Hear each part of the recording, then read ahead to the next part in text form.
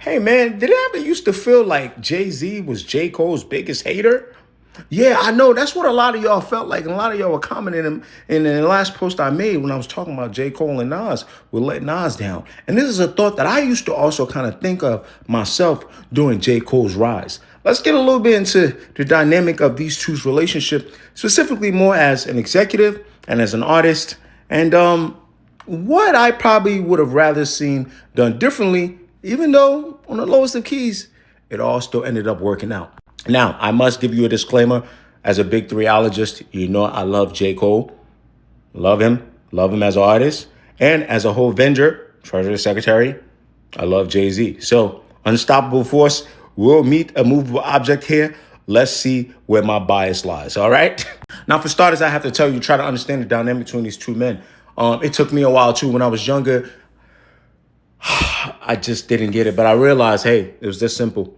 J. Cole was a financial investment for Jay-Z.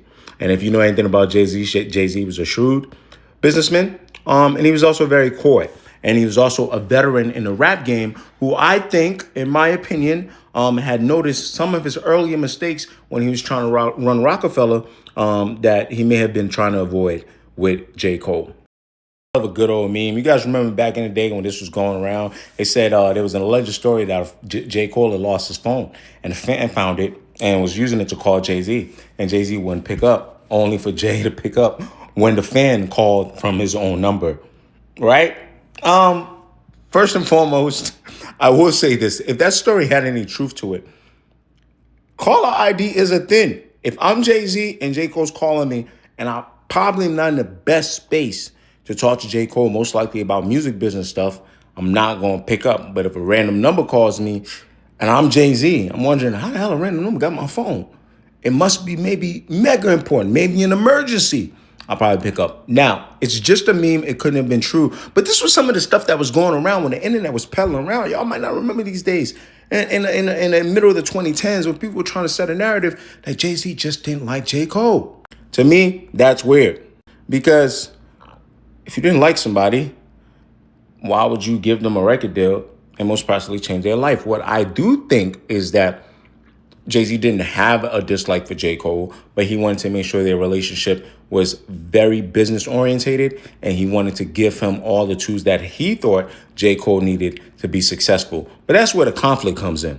Because as much as I love Jay-Z, this is what I think J. Cole always knew about his fan base and still knows about his fan base and still knows about his career that people keep missing.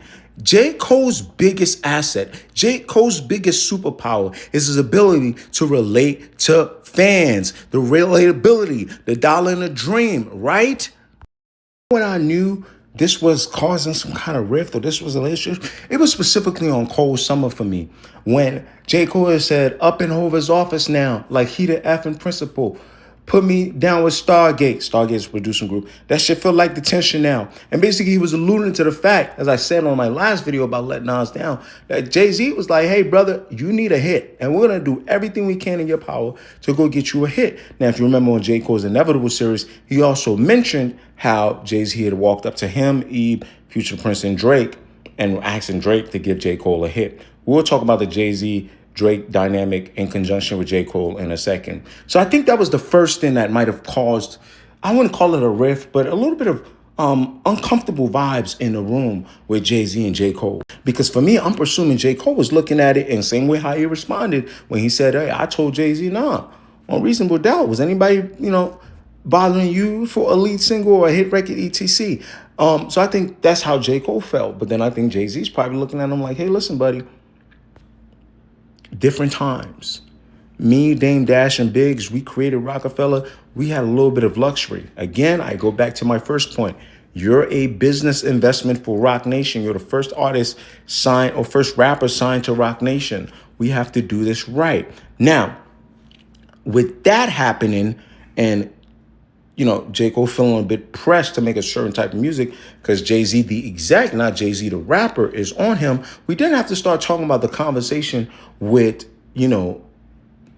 J. Cole and Drake around that time when J. Cole needed a hit. And around that time, if you notice, it felt like Jay-Z was running around and clamoring to Drake. It was very odd. And the examples I'll use is what a lot of people use is J. Cole and Jay-Z only have two features that I know of. We got the Mr. Nice Watch record from J. Cole on the Sideline Story. And we've got the debut record that introduced J. Cole to the world, right? From Blueprint 3.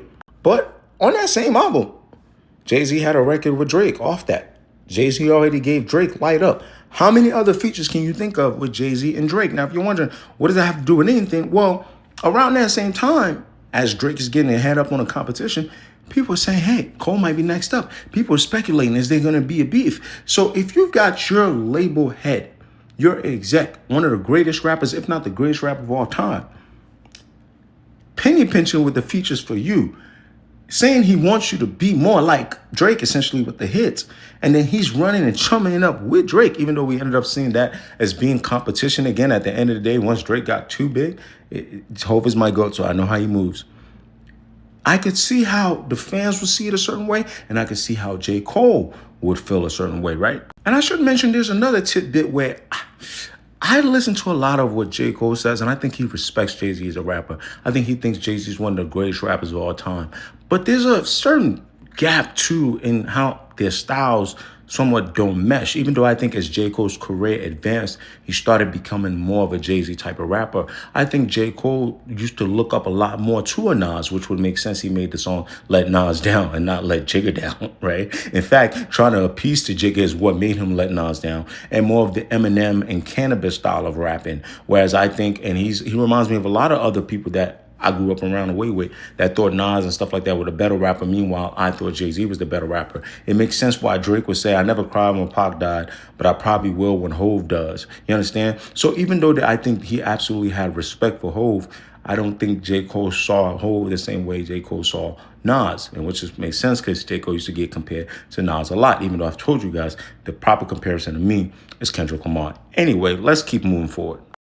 Establish all that. Now, before I get to the future today, I do want to add, at HQHQLLP, we defend our rappers. I do want to add one defense for Jay-Z that I spoke about earlier, and I didn't get to go deep in details about it, which is, I think a piece of Jay-Z, he may not admit this, is he saw the artists that were being developed in Rockefeller Records, and he saw how Dame tend to have his eyes out for who would be the next star. And I don't think Jay-Z always was on the money. For example, with Kanye West, that was more of a Dame Dash sign off, right? Even though Kanye West ended up, sort of leaning more to Jay-Z as big brother. And I think Jay-Z recognized that I don't want to step on this guy's foot. How much good am I doing if I show up on this guy's video every single time? If I show up on every single song, if I'm always talking about him, right? That doesn't mean that he should have went and chummied up with Drake. But I think Jay-Z, for that 1 second, said, I don't want to go the Rockefeller route with this kid. I want to go the exec route. You're my artist. I'm your boss.